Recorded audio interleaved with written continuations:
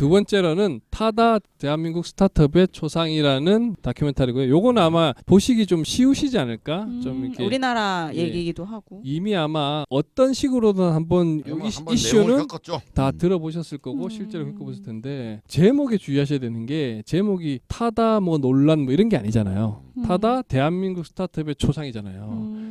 이 다큐의 리뷰를 보다 보니까 아니 왜 무슨 이게 뭐 회사 뭐 홍보하는 거냐, 회사 내용 왜 이렇게 많이 나오냐 이런 리뷰를 사실 제가 봐가지고 좀 걱정이 돼서 말씀드리는 건데 이 다큐 자체가 이 회사에 집중해서 이 회사가 어떤 일을 겪었고 어떻게 하고 있는가를 일종의 취재한 그런 내용이에요.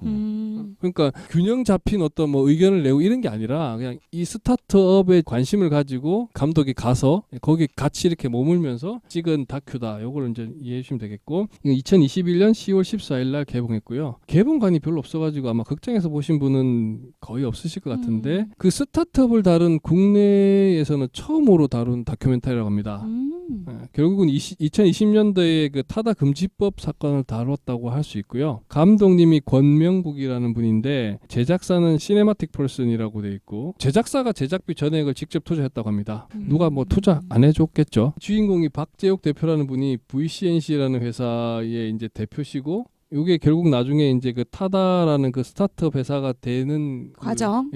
그 이전에 이제 회사 내용인데요. 2011년도에 이제 벤처 창업해서 이분 처음에 비트윈이라는 어플로 이제 성공하신 분인데 비트윈이라는 말처럼 사람과 사람 사이 그런 뜻이죠. 그래서 관계 어플 뭐 이런 거예요. 그래서 이게 잘 됐는지 일본의 소프트뱅크한테 10억 원 투자도 받으셨었고 그래서 2018년도에 소카에 인수가 돼서 소카의 자회사가 됩니다. 그러니까 이게 소카의 자회사가 되다 보니까 그 영향인지 모빌리티 뭐 플랫폼 이런 것들이 타다로 이제 가게 된 이유가 소카가 그런 차 빌려주고 뭐 하는 그 서비스 않습니까? 그러다 보니까 이제 아마 이쪽으로 간 것 같아요. 그 수도권에 뭐 렌터카 서비스 뭐 이런 걸 하다가 이분들이 다른 서비스랑은 좀 다른 것 원래 이제 스타트업이고 젊은 분들이고 하다 보니까 기존의 택시에서는 좀 담을 수 없는 서비스를 좀 우리가 좀 해보자 이런 취지로 시작을 한 거죠. 큰 차 해가지고 좀 획기적이긴 했죠. 기존에 이제 택시 서비스가 좀 그런 게 되게 많았잖아요. 뭐 승차 거부. 쇼시님도 많이 택시 하면 좀 안 좋은 걱정되는 부분 네, 있으시잖아요. 네. 택시 안전면에서. 기사님들의 뭐 무면허라든가 과속, 합승. 저도 좀 불편한 게 기사님들이 자꾸 말을 시키셔. 그리고 막 정치 얘기하시는 분 되게 많고, 아, 우리 뭐 나라가 이래서 되겠습니까? 막 이런 얘기 막 하시는 분 되게 많죠. 정치 얘기하면 안 됩니다.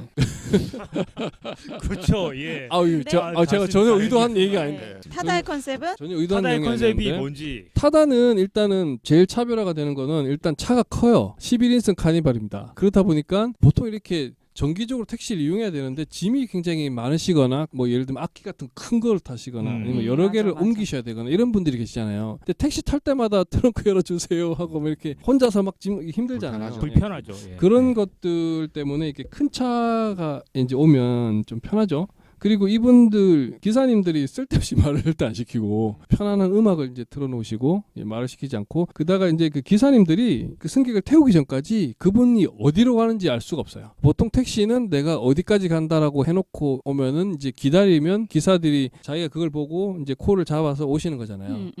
그 예를 들어서 내가 뭐 기사들이 별로 선호하지 않는 데를 이렇게 목적지 안 잡히죠. 해놓으면 안 오잖아요. 요즘에 저는 이제 카카오 택시 네, 어플을 이제 되게 많이 사용하게 되잖아요. 저도 이제 그거 쓰죠. 근데 일반 택시는 이제 안 잡혀요. 그러니까 뭐냐 돈을 더 낸 블루 택시만 잡혀요. 아 블루 택시 맞아요. 왜냐면 이제 일반은 주변에 있는데 내가 어디 가겠다고 찍어 놓으면 안 와.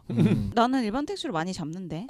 저도 좀 잡히긴 하던데. 그게 위치랑 죄송해요. 제가 행선지마다. 시간대가 위치랑 행선지나 뭐 시간대 이런 거에 따라서 출퇴근 시간대를 이용하는 게 아니고. 어쨌든 뭐 딱 하면은 차이가 예, 있겠죠. 블루 택시가 3,000원인가를 더 주지 않는 이상 이젠 카카오 택시로 택시 잡을 수가 없다. 그러니까 그런 게 이제 단점인데 위치나 시간이나 뭐 여러 가지 조건이 안 맞으면 택시 잡기가 되게 힘들죠. 맞아요. 예, 근데 타다는 이제 그런 게 없습니다. 내가 어디 갈지는 손님을 픽업해서 태우고 나서 알 수 있어요, 기사님들이. 그렇고 산업금 이런 게 없어요. 매달 뭐 채워다 이런 게 없고 그 이 기사님들이 그냥 시간제 월급제로 받으시는 거예요. 예를 들면 시간 내에 몇 명을 태우건 같은 돈을 받는 거예요, 기사님들이. 예, 그렇게 돼 있어요. 그래서 보통 우리가 이렇게 하면은 그러면 하루 종일 빙빙 그냥 놀다가 그냥 안 태우겠네. 안 태우고 돈만 받으면 어떡하냐 뭐 이러실 수가 있는데 이제 그런 경우는 잘 일단 없을 것 같고 이게 되게 웃긴 게 그 타다 택시가 어떻게 이동했는지 동선이 실시간으로 다 체크가 돼요. 시스템에서 어디 있는지 다 알게 돼서 만약에 한 군데 계속 하루 종일 서 있었다. 이게 그치. 계속 반복된다. 그러면 그러면 그 체크가 이제 되겠지. 네, 그런 그리고 것도 있죠. 기본적으로 그 너무 이상한 인식인 게 그렇게 따지면 모든 직장인들이 아무도 일을 안 하겠네 하고 똑같은 얘기죠. 이게 그렇죠. 이제 군대식 월급 발상이죠. 중요하죠. 군대식 발상이고 다 일하지. 그래서 이 대표가 얘기하는 게 좋은 서비스를 주고 그분들의 보상을 그냥 아예 보장을 해주고 그분들이 열심히 최소한의 그 하실 것을 이제 믿고 이렇게 맡겨뒀을 때 이제 승객들의 만족도가 높아질 거고 그러다 보면 또 계속 찾으실 거고 그러면 충분히 이제 매출이 올라갈 거고 그러면 보상해 줄 수 있고. 또 보상을 또 충분히 할 수 있고 이렇게 선순환 구조를 만들어야지 뭐 이렇게 감시하면서 뭐 이렇게 한 명 태웠으면 얼마 주고 이런 식으로 해서는 좋은 서비스를 줄 수 그렇지. 없다라는 게 이 철학이고 그래서 이제 그런 철학들이 굉장히 좋다라는 생각이 들었고 실제로 이렇게 재탑승자 비율이 90%가 넘는데요. 운전기사의 평점도 5점 만점에 4.7점 뭐 이렇게 되어서 타다를 좋아하시고 타시는 분들 이렇게 해서 실시간 다 이제 파악하고 이게 IT 기술 접목해서 전화해서 어디야 이렇게 하는 게 아니라 요즘에는 뭐 다 사실 다 되긴 하지만 그거야 뭐. 예 그렇게 해서 이 평이 되게 좋고 많은 분들이 또 타고 싶다 뭐 너무 좋았다 그래서 이제 계속 정기적으로 계속 이용하시는 분들이 점점 늘어나고 이런 일들이 생겼죠. 그러면 이제 이런 현상이 발생하면 당연히 문제가 생기겠죠. 기존의 택시 기사님들이 우리의 어쨌든 예. 뭐 영업권이라는 생사 걸린 일이니까 뭐 그렇죠. 침해라고 생각할 수 있죠. 기사님들이 싫어하시죠. 그리고 경쟁자니까 강력한 경쟁자. 이분들의 주장도 의미가 있는 게 뭐냐면 이분들도 예를 들어서 뭐 개인 택시나 이런 거를 이제 하시려고 하면 기존에 타다가 왜 돈도 뭐 1억인가 하여튼 엄청 맞아요. 많이 내고 돈도 내야 되고. 예. 그래야 그걸 영업면을 영업권을 따기 받으시는 위해서. 거잖아요. 그게 아닌 분들은 아까 설명드린 것처럼 열심히 해서 회사에다 산학금 내야 되고 이렇게 해서 이제 환경이 사실 좋지 않은데 이제 이렇게 되다 보니까 기존 택시 기사님들의 반발이 또 많이 있었고 그런 문제인데 요게 이제 애초에 사실은 자동차를 운전자를 알선해서는 안 된다 이런 내용이 있어요. 원래는 이런 식으로 영업을 하면 안 되는 거죠. 안 되는 건데 그 예외 조항 다만 뭐 단 이런 거 있지 않습니까? 외국인의 장애인 등 대통령이 정하는 경우에 운전자를 알선할 수 있다라는 단서가 있는데 요 단서에 구체적으로 들어가 보면 운전자선 허용 범위가 이렇게 뭐 외국인이다 뭐 65세 이상 뭐 다 있는데 마지막에 보면 승차 정원이 11인 이상 15인승 이하인 승합 자동차를 임차하는 사람은 요거 가능하다라고 돼 운전자 있어요. 알선. 그러니까 저 법 때문에 타다 서비스가 가능한 근거 조항이 되는 거죠. 그냥 택시는 안 되지만 큰 카니발은 이런 식으로 할 수 있다는 거고 근데 이게 이런 편법으로 악용했다라고 보기가 조금 힘든 게 저게 이제 뭐냐면 아마도 승차 정원 저런 거는 뭐 학원 차라든가 그런 거를 이제 임차해서 쓰기 위해서 차도 임차하고 기사를 하기 위해서 임차하고. 아마 저걸 허용해 줬을 거예요. 원래 이제 이런 식의 서비스를 생각하고 만든 예외는 아니죠. 그러니까요. 근데 저 근거 조항이 있으니 아 그걸 가능하겠구나. 가지고 사업을 이렇게 된 그렇죠. 거죠. 그래서 어떻게 보면 이제 기존 영업을 하시던 분들 입장에서는 굉장히 괘씸한 어떤 그 예외를 이 악용한 편법으로 보여줄 수 있는 거고 근데 타다 쪽에서는 뭐냐면 이런 거를 이제 애초에 검토를 하고 할 때 국토부나 이런 데다가 이제 문의했겠죠. 질의를 다 하고 이런 서비스를 우리가 하려고 하는데 괜찮겠느냐 해서 할 수 있겠다라고 이제 애매하다. 답을 다 받은 거죠. 아마도 나이브한 생각이었을 거예요. 이렇게 네, 클 네. 줄 몰랐어. 자기도- 내가 볼 땐 그래요. 근데 왜냐면 시작할 때 뭔지 이게 알겠다. 시작할 때 이게 잘 될지 네. 이렇게 될지는 그냥 사실 소형 모르니까. 그냥 그런 건 줄 네. 알았던 거지. 소형 업체 그리고 이제 충분히 그 학원차들 같은 조합도 있고 그러니까 실제 이미 많이 있으니 설레가 많이 있으니까. 하니까. 그 정도겠거니 생각했는데 좀 나이브한 그리고 거죠. 생각해 보면 이제 이분들이 요 타다 베이직인데 요게요. 요 서비스만 런칭을 한 게 아니에요. 네. 여러 가지 서비스를 하는 것 중에 그 중에 한 가지가 요거였고 음, 이게 또 되게 잘 된 거야. 그렇지. 그러다 보니까 이제 눈에 띄고 이슈가 됐던 거고 요렇게 해서 이게 불거지기 시작합니다. 그러면서 승합차 호출 서비스 한참 타다가 논란됐죠. 예. 불법 위법에 저게 있다라고 얘기해서 이제 대표 기소하고 뭐 이런 일이 생기는데 이제 이런 거죠. 이제 나는 문제 없다고 판단을 다 받았고 진행을 답변을 했는데 받았다. 왜 이러냐라고 했던 거고요. 그렇게 해서 이제 이게 법정으로 갑니다. 실제로 법정으로 가고 그래서 이제 이게 뭐 이렇게 택시 난리 노조 나죠. 파업이. 택시 노조 막 타다 아웃하면서 맞아요. 이게 뭐 난리도 아니었고 그때 좀 그랬지. 이분들이 타다 기사님들보다 훨씬 많잖아요.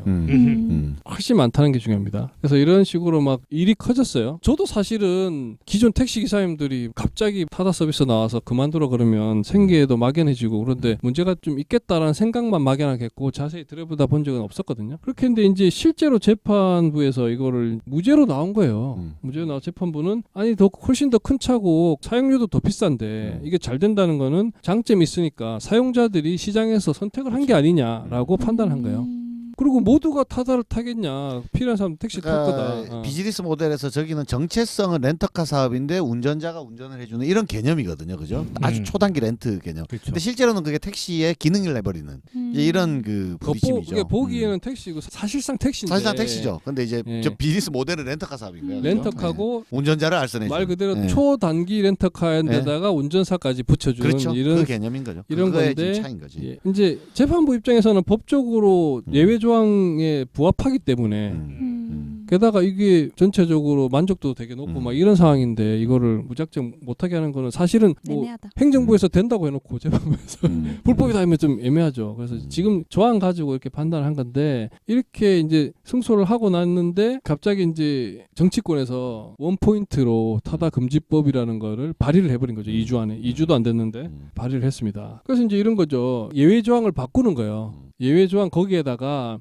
그냥 11인에서 15인승으로 나왔었잖아요, 원래. 근데 6시간 이상 빌려야 된다라는 항목을 넣고 출발과 도착지가 공항이나 항만인 경우에만 된다, 이렇게.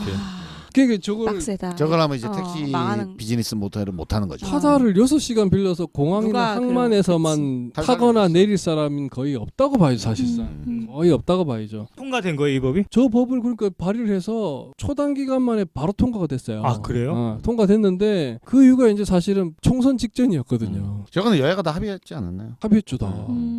표가 훨씬 많은데 택시 쪽이 이제 그런 거죠. 그래서 뭐 이철희 의원이랑 몇몇 분만 이거 니네들이 하라고 해서 했는데 이 회사에다가 이렇게 갑자기 이렇게 법을 바꾸고 이쪽 회사가 망하도록 이렇게 하는 게 옳으냐라고 그렇죠. 이런 거죠. 그럴 거면 유예기간을 줘라. 이미 서비스 시작했고 1,500대나 이미 타다 저걸 그렇죠. 만들어가지고 지금 엄청난 투자를 해놨는데 잘 되고 있는데 갑자기 법으로 금지해서 이게 회사를 망하게 하는 것이 옳은 것이냐라고 이제 막 이렇게 그 법 통과할 때 막 따지고 하는데 이렇게 무시하고 막 탁탁탁 하면서 막 넘어갑니다. 그런 식으로 해서 이게 이렇게 진행이 돼요. 그러니까 이 부제가 그제서야 약간 와닿네요. 대한민국 스타트업의 초상. 네. 그러니까 스타트업이 없던 어떤 블루오션 나름대로 이게 개척을 해가지고 성공까지 했는데 이런 식으로 이제 되는 케이스를 보여주는 그래서 이게 거죠. 기존에 이제 기득권 세력이 서비스의 어떤 특성이나 장점이나 이런 걸 좀 이해를 못하고 기존 기득권에 그냥 손을 너무 정치권인 정치적으로 이렇게 들어줘서 폭풍되고 무슨 많은 분들이 이게 양질 서비스로 되게 만족스러워했는데 물론 택시 노조 입장도 이해가 되는 바가 있는데 다른 방법도 있었을 그쵸. 거예요. 다른 방법이 없었을까. 법을 이렇게 정할 게 아니라 이쪽에 특화된 사업 영역권을 다시 만들어서 새로운 시장을 만들어야 된다고 생각하는 게 저는 조금 개인- 더 그냥 예. 그 뭔가 그렇죠. 단가나 이런 거에 대한 뭔가 그거를 저기 주고 핵심은 저거거든요. 그러니까 택시 기사님들 중에 특히 개인 택시. 그렇죠. 아까 말한 대로 얻기가 힘들어요. 자기가 투자를 해서 했고 자기들은 그 기존의 진입 장벽이 철저하게 그렇지. 보호받았던 사람들의 그걸 뚫고 자기는 산 거잖아요.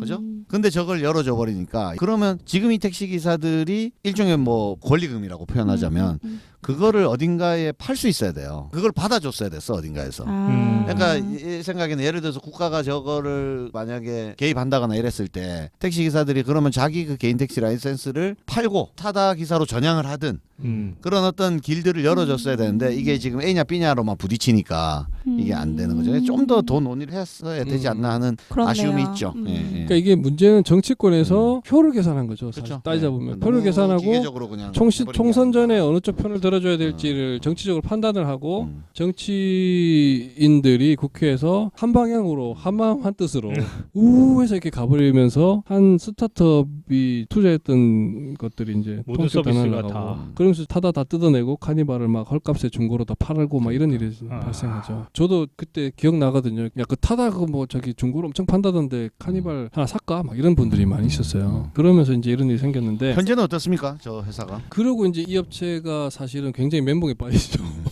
헉 하면서 왜 그 법적으로 무죄 나왔을 때 어떤 말 하면 아 그래 이게 나라지 막 이런 소리 하거든요. 직원들이 엄청 고민했을 거 아니에요. 잠도 못 자고 이제 큰일 났다 이러면서 했는데 법적으로 뭐 문제가 없다라고 이제 무죄가 나왔을 기존법은 때 문제가 없는데 저 조항 추가로 만들어 보니까 이게 나라다라고 막 하면서 다행이다 막 이렇게 했었는데 그게 2주 만에 법을 금지법이 나오면서 완전히 회사가 이제 풍지박산 나니까 많은 분들이 또 이제 회사를 나가고 뭐 이렇게 하면서 다른 서비스들을 또 이제 꿋꿋이 개발을 하죠. 이제 개발하면서도 하더라도 마음 한 곳에 이제 좀 되게 씁쓸함이 있죠. 이제 또 만약에 어떤 새로운 서비스를 잘 개발해가지고 이제 좀 잘 되면 또 기존 기득권이랑 부딪히는 일이 생기면 법을 바꿔서라도 우리 또 망하게 할까 이런 생각이 들지 않겠습니까? 근데 이제 사회가 발전되고 이렇게 되면 결국 새로운 서비스는 생겨날 수밖에 없잖아요. 그렇죠. 예. 근데 이거에 대한 논의가 이제 사회적으로 어떻게 기득권이라는 세력과 또 새로운 서비스를 바라는 소비자층의 그것을 해결하는 방법은 결국 저는 법이라고 생각하거든요.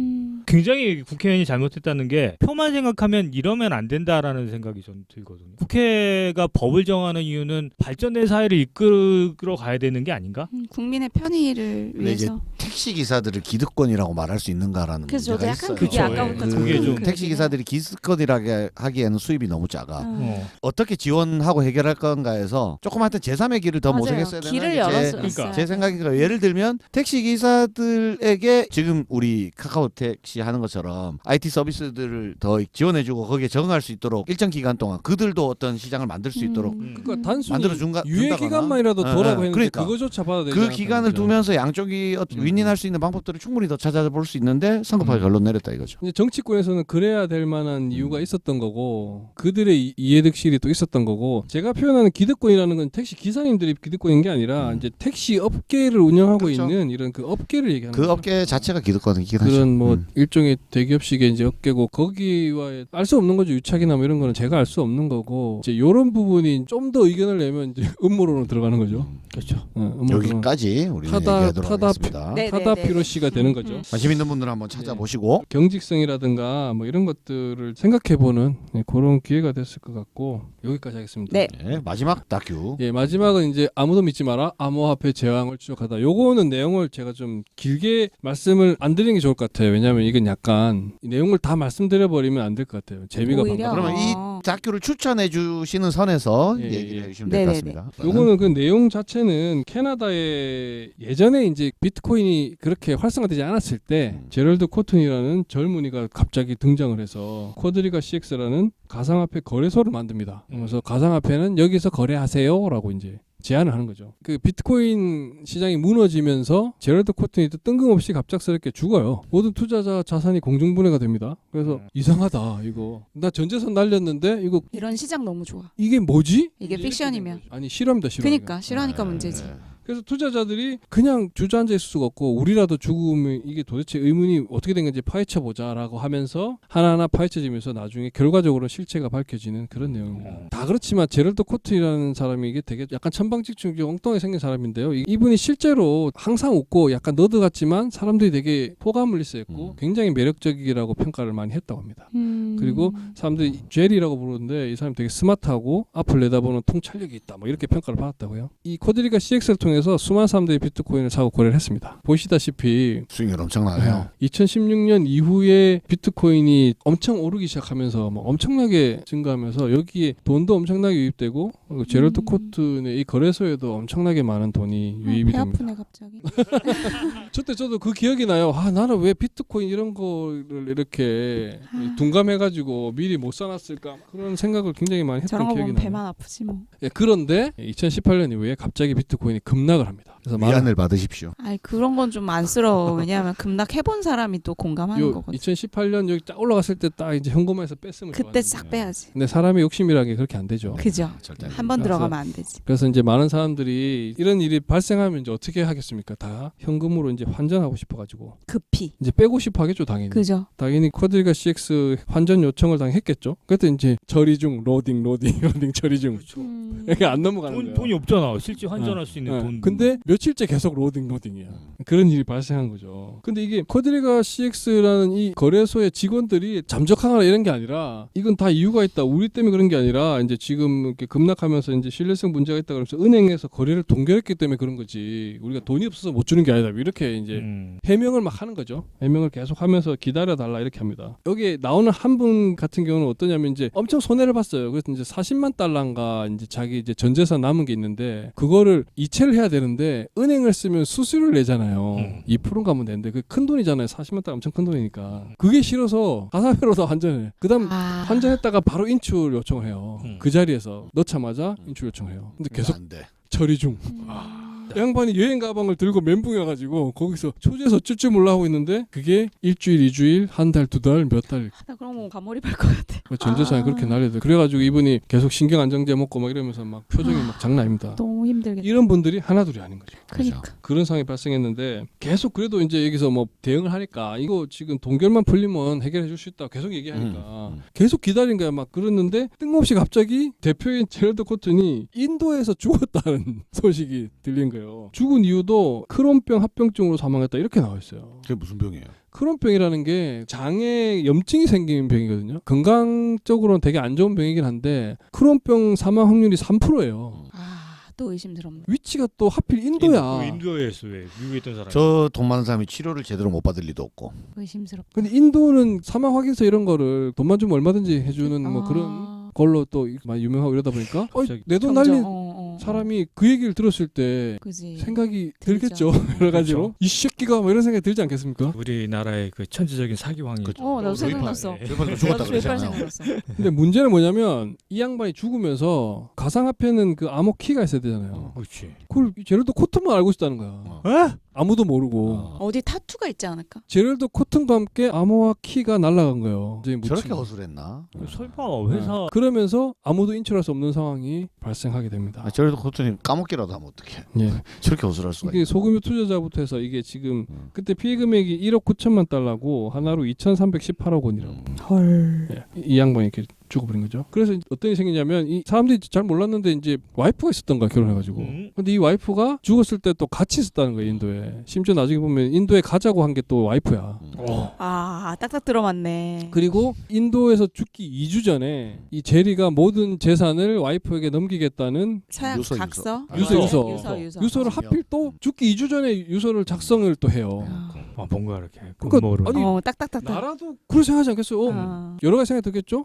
저기 와이프한테 넘겨놓고 자기는 죽었다고 하고 어디 숨어 있거나 아니면 뭐 돈 많으니까 성형수술하거나 이렇게 해서 나중에 조용해지면 만나서 어떻게 하려고 한 거 아니냐라고 의심할 수 있다. 의심을 했죠. 그래서 기자가 실제로 인도 병원에 날아갑니다. 의사를 만나요. 그래도 의사가 실제로 그렇게 합병증이 있었고 갑자기 심해지고 해서 실제로 죽었고 내가 다 확인을 했다라고 확인해 줍니다. 의혹이 말끔히 해소되네요. 제럴드가 죽었다는 거에 대해서는 사람들이 충격적이긴 하지만 인정을 하게 됩니다. 의사가 죽었다고 하니까 그거는 해소가 되죠. 그래서 이제 나는 또 의사까지 또 한 통속에 했는데 그건 아닌 것 같고 그 서류나 이런 거 정상적으로 다 확인을 해서 그랬더니 이분들이 그러면 할 수 없지라고 하지 않겠죠. 당연하지. 돈 잃은 사람은 그렇게 못하죠. 그래서 저 제니퍼 로버트슨 저 와이프가 제럴드를 의도적으로 죽였다. 그리고 아모아키는 와이프가 당연히 알고 있었을 거다.